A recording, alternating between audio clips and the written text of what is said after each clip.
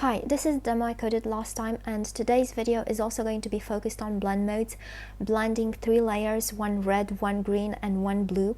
So we're going to use some of the same code, but we're going to make some tweaks because we're not going to use the same animation or the same shapes. So we're just going to start from the same basics. And here, we're not going to have dots, we're going to have triangles. We're not going to need this tangent. We're only going to have 6 items, and of course, as I said, we're going to remove that tangent from there. So yeah, this is about it for the structure. Now for the CSS, we're going to take some stuff, and yeah, we're going to take this part right here, and of course here we're just going to use the radius. Okay, the rest I believe remains the same, except we're going to change this and we're going to say it's 2ems or something like that. Okay, now here for the layer, we're going to use pretty much the same. So yeah, I think I could have just copy pasted it all and then just so of course this is going to be different. We're going to have we're going to use individual transform functions. Okay, we're going to take this out and we're going to use the SAS and of course inside the calc we need to interpolate this. Alright, and this is going to be triangle. Okay, we're going to take this border radius out. Okay, now having done this, we're going to turn these squares into triangles. So in order to do that, for now let's just collapse this part. Okay, so we're going to have a mix-in polygon, and it's going to take a number of edges or vertices, they're equal. This is going to be 3, the default, and here we'll be computing a base angle which is going to be 360 degrees over n, and we're also going to have a list of points which is empty initially. Yeah, then we're going to have a loop. So for I from 0 to n, we're going to have a current angle, and this is going to be I times the base angle minus 90 degrees. And then thing is, we're going to need to use trigonometric functions. So import compass.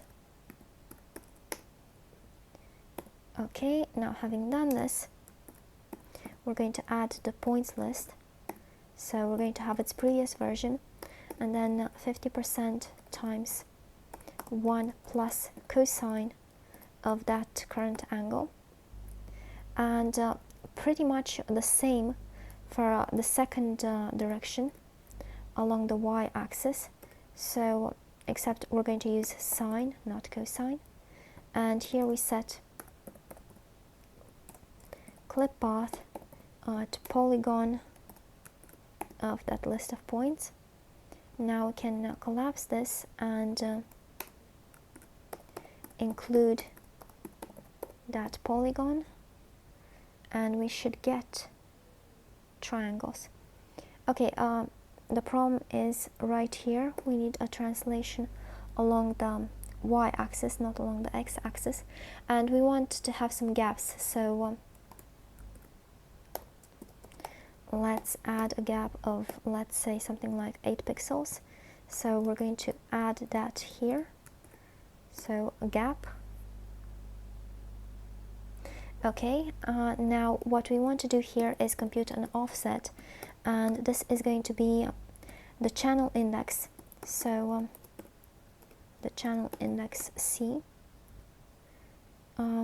minus half the total number of channels minus 1. Now, having done this,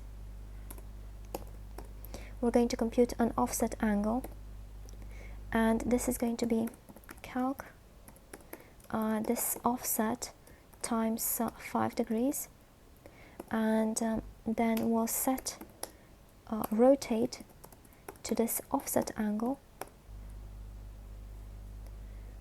right?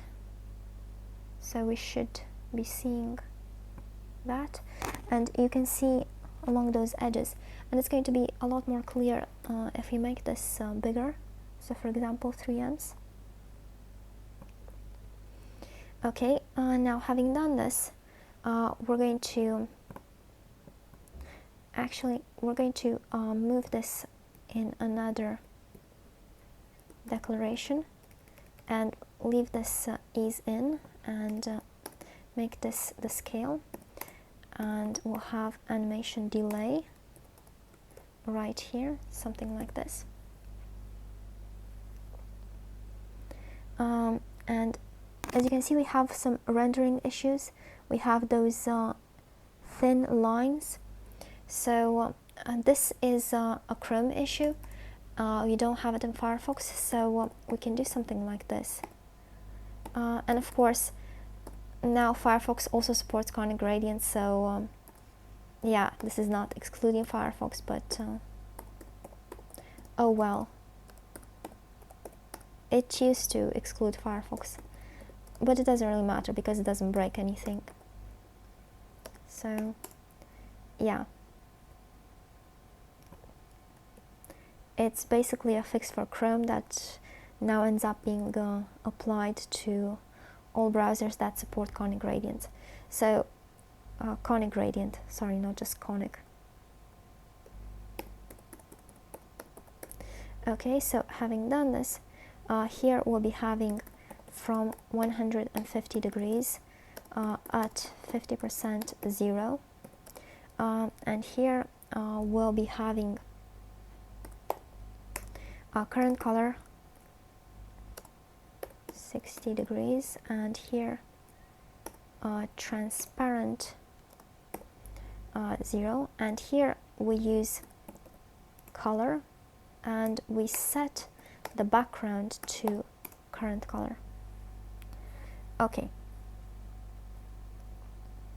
so yeah, that's pretty much it for fixing that rendering issue. And now we can collapse this support. We can add a second set of keyframes. So we're going to have rotation.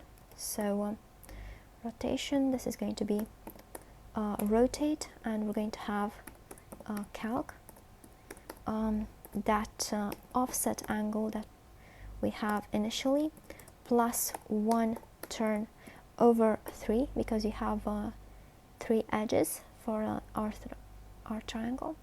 So yeah, we can add the second animation here, and it's going to be pretty similar, except it's not going to be alternate. So ease in out, and we're going to have twice this.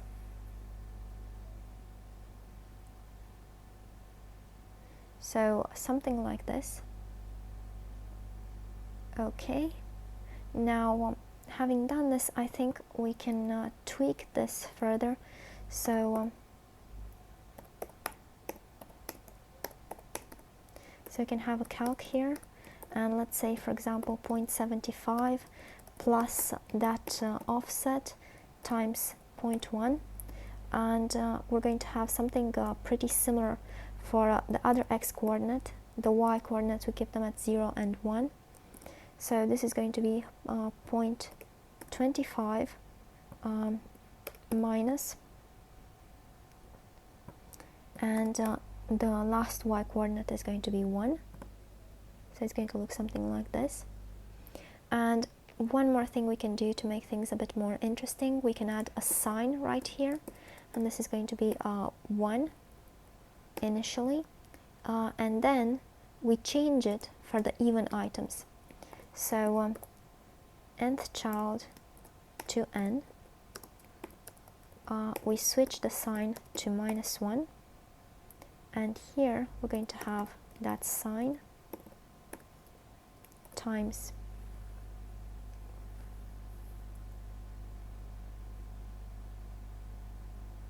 okay, so they rotate in alternating directions.